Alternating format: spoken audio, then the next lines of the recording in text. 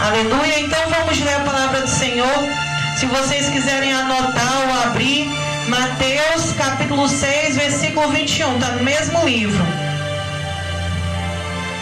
Vocês podem marcar aí, eu falei para vocês trazer caneta para vocês marcarem. Marcos 10, 17, 22. Não é Mateus, é Marcos. Achem aí que eu já vou começar a falar, porque senão vai mais de 1 hora. Em Marcos capítulo 10, do versículo 17 ao 22, Jesus Cristo, ele nos conta a história do jovem rico. Jesus nos conta a história de um jovem um jovem rico, né? Um jovem que é bem financeiramente, e esse jovem se aproxima de Jesus e ele faz uma pergunta para Jesus, uma pergunta sincera para Jesus. Ele diz assim: bom mestre, o que farei para herdar? Marcos 10, capítulo 17 ao 22. Bom mestre, o que eu farei para herdar a vida eterna? Ele pergunta isso para Jesus. Jesus Cristo está ali andando com os outros discípulos, com as pessoas que estão seguindo, e ele chega ali e ele pergunta: bom mestre, o que eu faço para herdar a vida eterna? Você já se perguntou isso? A gente tem que se perguntar igual o jovem rico: o que eu faço, Jesus, para herdar a vida eterna? O que eu posso fazer para entrar no céu? O que eu posso fazer para encontrar salvação, para ser salvo? O que eu posso fazer? Esse rapaz perguntou. E nós temos que nos perguntar dia após dia: o que eu faço para ser salvo? E Jesus Cristo, ele olhou para aquele rapaz, e Jesus Cristo, que não vê apenas a aparência, ele também vê o coração. Ele pergunta para aquele rapaz o que ele tem feito. Ele diz que Jesus fala para ele que tem que seguir os mandamentos, e o rapaz diz: eu já faço isso, eu honro meu pai, eu honro minha mãe, eu dizimo, eu jejuo, eu já faço o que tem que fazer. Aí Jesus Cristo olha para ele e vê aquilo que prende ele aqui na terra. O que prende aquele rapaz aqui na terra, o que está afastando aquele rapaz de Deus. Jesus Cristo olha para ele e fala assim: tu tem feito tudo isso que tu falou, mas uma coisa te falta fazer. Vende tudo o que tu tem, dá aos pobres e me segue. Vende tudo o que tem, dá aos pobres e me segue. Que palavra difícil é essa? Jesus pede para me vender a minha casa, para me vender o meu carro, para me vender os meus animais e ir atrás dele. Se hoje a palavra de Deus, ela é confronto. Eu e você que dizemos: eu amo Jesus, eu amo Jesus. Se hoje Deus pedisse a sua casa, Maria Elisa, vende a tua casa e me segue. Se hoje Deus pedisse para o Gessilândio, vende a tua casa, dá aos pobres, não é nem para levar o dinheiro, dá aos pobres e me segue. Imagina essa pergunta de Deus, esse confronto de Deus para a sua vida. Será que você teria coragem de abrir mão por causa de Jesus? Será que teu amor é tão grande porque se o filho teu adoecer, tu vende? Tu vende a tua casa, teu filho adoecer e precisar?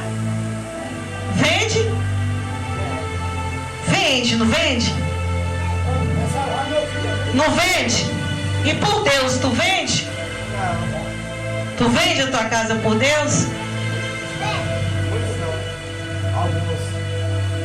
Entendeu? Se ele te perguntar hoje, te falar isso hoje, igual falou para o jovem rico: será que tu tem coragem de fazer isso? Será que eu tenho coragem de fazer isso? Aquele rapaz, ele podia ter sido chamado para ser um dos 12, porque Jesus falou para ele: vende tudo que tu tens e me segue. Deus, quando ele pede qualquer coisa de nós, é porque ele tem algo maior para nos dar. E o algo maior para Deus não é bens materiais. O algo maior, Deus pode ter sim bens materiais, casa, tudo enquanto para nos dar. Mas o algo maior que Deus tem para nos dar é aquilo que o jovem rico pediu. É o quê? O reino dos céus, a vida eterna. E a palavra de Deus diz que depois que ele ouve Jesus falar isso, ele vai embora triste. Ele vai embora triste.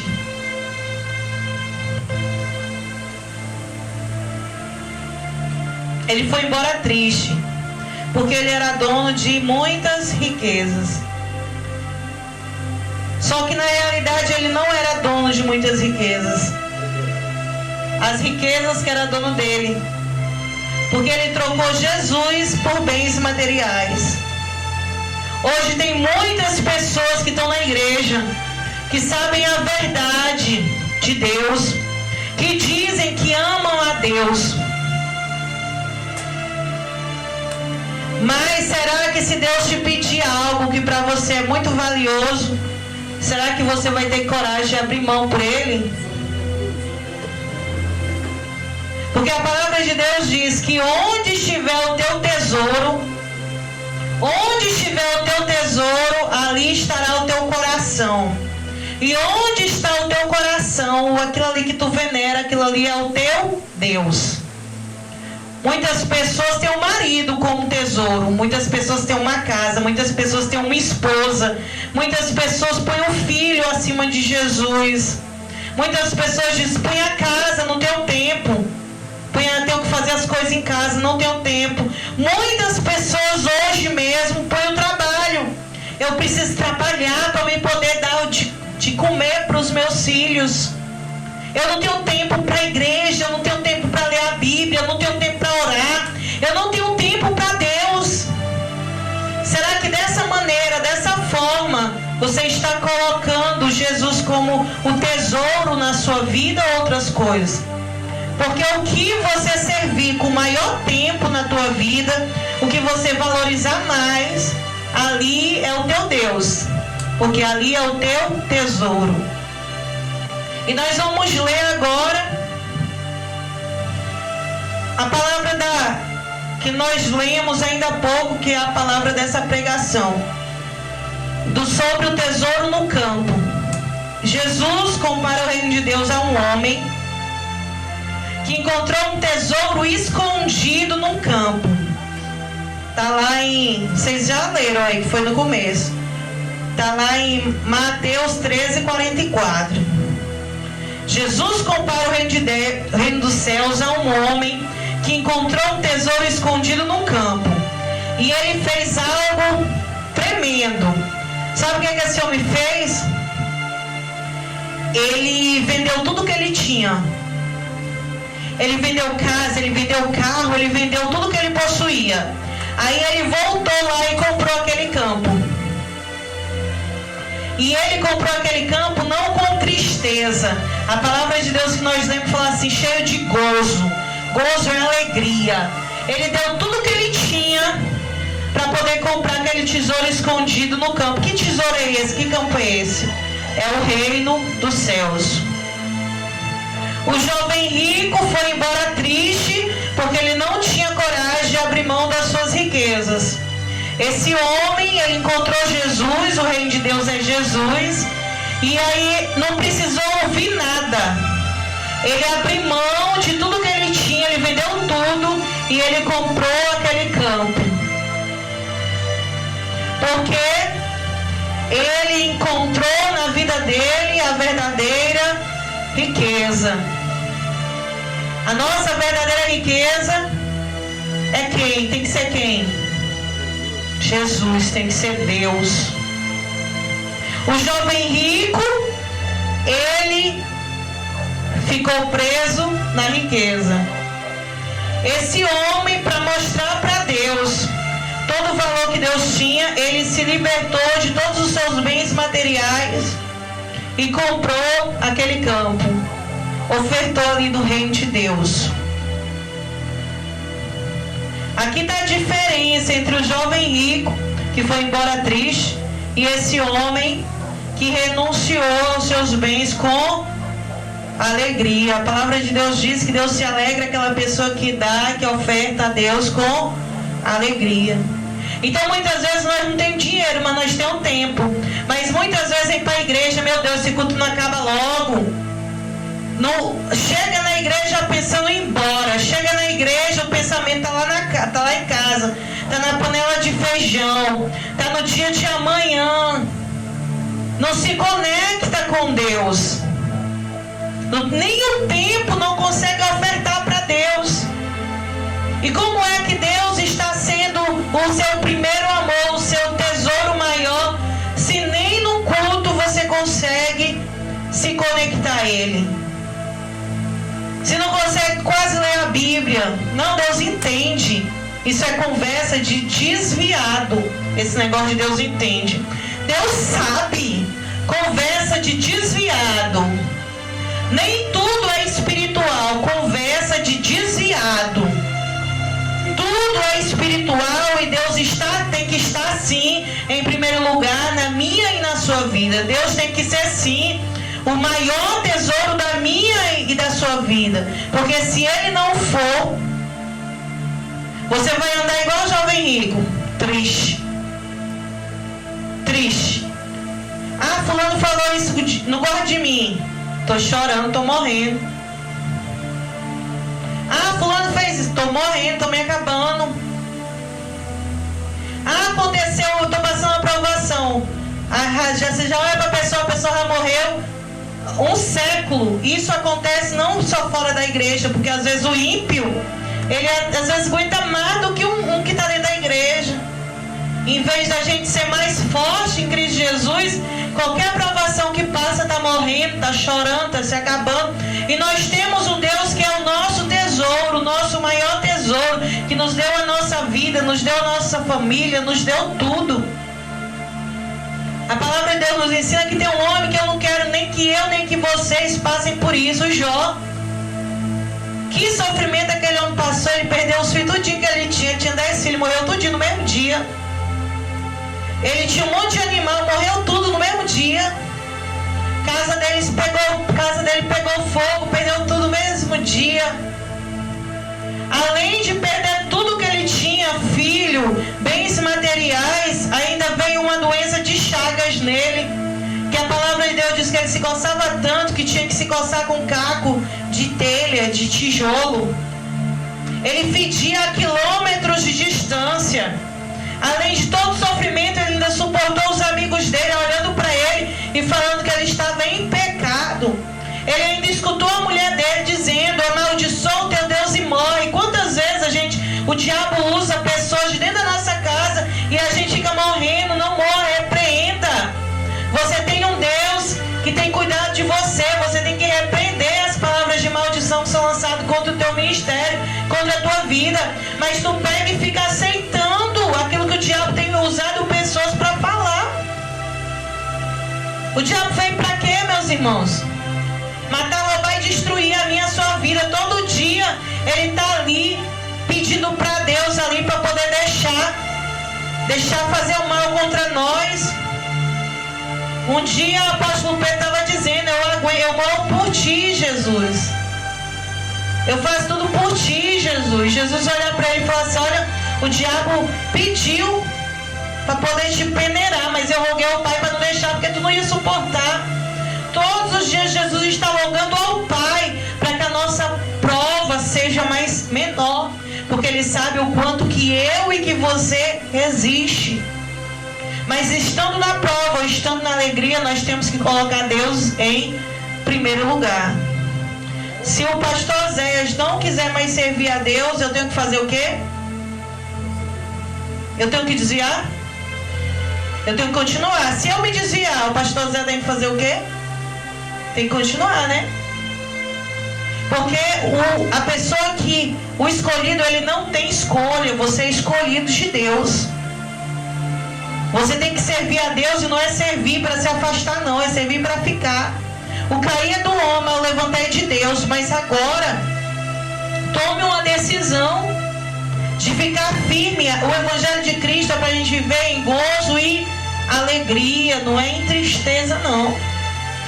Deus já te deu a vida e te deu a oportunidade de ser salvo. Mas tem muitas pessoas que têm trocado Jesus. Jesus é o maior tesouro. Ele nos oferece a vida eterna. Mas eu falo um ditado popular. Um ditado popular não, um ditado que eu tinha na minha casa com a minha avó. Que minha avó gostava muito de presente. Qualquer pessoa, a pessoa chegava ali com um cacho de banana. Mesmo que eu não gostasse da pessoa, se chegasse com um cacho de banana lá em casa, ela abria o dente, já conquistava ela. Ela já colocava pra dentro de casa. Eu falava assim, vó, a senhora me troca até por um cacho de banana. Então muitas vezes a gente tem trocado Jesus, não é nem por fortuna, igual o jovem rico. Tem trocado Jesus por migalha, por miséria. Não é nem por um cacho de banana, por uma banana. Pega uma banana aqui. Ah, hoje eu já não vou mais no culto. Pega uma banana aqui, na hora que tu vai orar. Ah, eu não vou mais orar. Pega uma banana aqui. Ah, eu vou entregar o jejum. Então, o inimigo é coisa pequena, meus irmãos. Já jejuei, fiz propósito com parente minha, que nós começávamos a jejuar num dia. No outro dia, quando ela chegava no trabalho dela, tinha uma mesa assim, enorme, de salgado, de bolo, de tudo, enquanto ela tinha que ir até meio-dia. Por quê? Será por que o diabo quer quebrar o teu jejum? Será por que o diabo quer impedir vocês de orar, vocês de buscar? Será por quê? Será porque tem essas provações, essas coisas que para nós, aos nossos olhos naturais, isso é uma besteira, pegar e comer o alimento? É porque o inimigo sabe que quando nós oramos e jejuamos, as maldições, as cadeias se quebram. E outra coisa, o jejum ele não muda Deus. Mas o jejum nos prepara para receber as coisas de Deus. O jejum mata a nossa carne e nos faz ser mais espirituais para nós receber a bênção do Senhor. Sabe por que você não recebeu a bênção do Senhor ainda? Muitas bênçãos do Senhor? É porque você não está preparado ainda para receber. Porque ainda não jejuou, não orou bastante. Aí às vezes Deus te deixa ter uma mãe difícil, um filho difícil, um marido difícil, uma esposa difícil, porque se o marido for bonzinho, você larga a igreja. Se a mãe for bonzinha, larga Jesus. Está tudo bem. Então, a pessoa sendo difícil é o seu empurrão para buscar. É o impulso para você buscar. Está difícil, então eu tenho que buscar. Quando você percebe que Jesus é o maior tesouro e a sua maior riqueza, renunciar aquilo que Deus te pede é fácil. Quando nós amamos Jesus, verdadeiramente renunciar é fácil. A prova disso, quando você tem um esposo, ou um homem tem uma esposa, às vezes você pratica algo, aí o seu marido vem e fala assim, eu não quero que você faça mais isso. A mulher, na maioria das vezes a mulher, ela faz o quê? Ela obedece, ela deixa de fazer, não é aquilo que o esposo está falando. Suzane, eu não quero mais que tu vai na casa de fulano. Provavelmente vai obedecer, porque ama o marido. Eu não quero que tu ande mais. O João Vitor falava a Maria Elisa, eu não quero que tu ande em tal lugar assim, por isso e isso. Provavelmente a irmã Maria Elisa vai ouvir o João Vitor, que ama. Quando nós amamos, nós buscamos agradar a pessoa que nós amamos, não é isso? Mas quando nós amamos verdadeiramente, quando nós amamos Jesus, Jesus pede, eu não quero que você faça mais isso. Com a ajuda do Espírito Santo e com esse amor que o próprio Espírito Santo nos dá, nós abandonamos a prática. E se nós não temos força, nós jejuamos, oramos, para que o Espírito Santo nos ajude a nos afastar daquilo que tem nos prendido, nos aprisionado. Nós estamos falando aqui de libertação. Quando a gente enxerga que o nosso tesouro é Cristo, quando nós vemos o valor que há em Jesus, nós abrimos mão de tudo aquilo que Ele nos pede com alegria, igual esse homem do campo, com alegria. A verdadeira e a completa libertação vem na nossa vida quando a gente passa a dar valor mais para Jesus do que as nossas vontades. A entender que o verdadeiro valor está em Cristo. Então não é tão difícil servir a Jesus quando nós o amamos. Tem gente que serve Jesus por medo. Temor não é medo, temor é amor. Eu temo a Deus, porque eu amo a Deus, eu não quero ofender o coração de Deus, então eu temo. Agora ter medo é outra coisa. Você abandonar alguma coisa, você tem medo, Deus vai me matar se eu fazer aquilo ali. Isso é medo. Em qualquer hora você volta e faz de novo, porque você tem medo.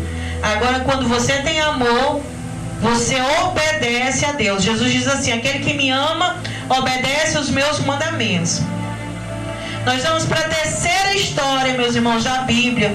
Está lá no Evangelho de João, capítulo 5, versículo 1 ao 9. Se você quiser marcar aí o Evangelho de Jesus Cristo segundo João, capítulo 5, do versículo 1 ao 9.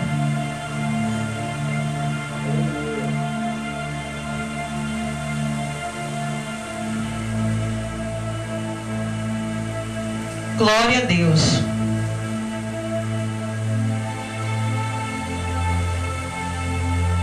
João, capítulo 5, versículo 1 ao 9. Fala sobre o paralítico de Betesda.